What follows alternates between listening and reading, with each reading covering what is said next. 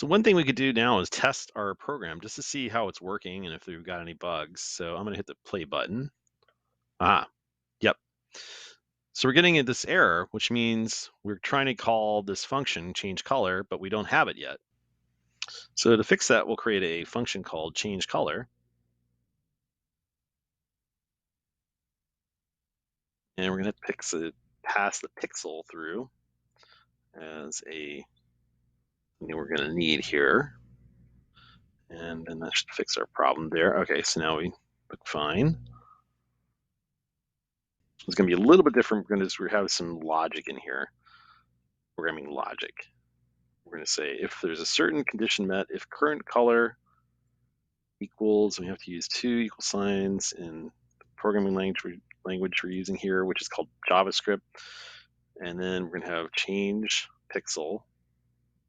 So it's going to actually change the space color here. Change black. Else pixel change current color. Okay. All right, so we're not getting any errors. We're going to have one last function we're going to have to create called tap. Function tap.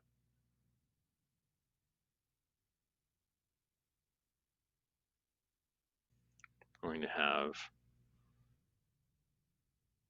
if y greater than 875 current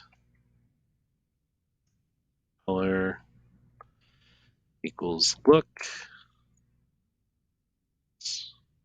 y comma nut period. So let's see if this works.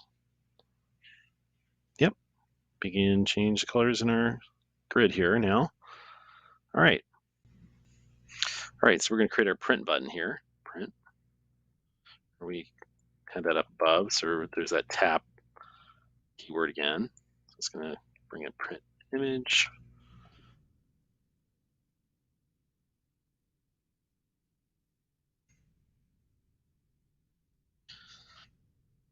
Which is going to create a print option screen on our screen. And then we're going to have a reset button, which will get rid of all the colors that we've chosen. Tap. Reset image. Again, we're going to have to create a function called reset image for that. So function reset image grid for each. So it's going to go through the whole grid and it's going to reset everything.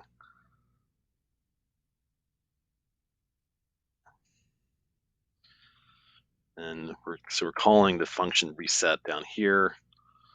So again, it hacks pixel through there. Open it up with that curly brace, and then pixel change clear black.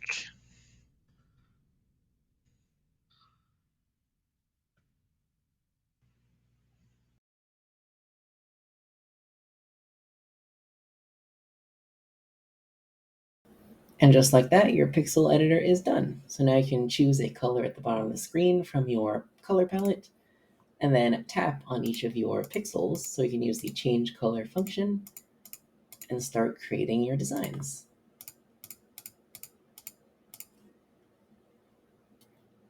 And we can also test out our reset button.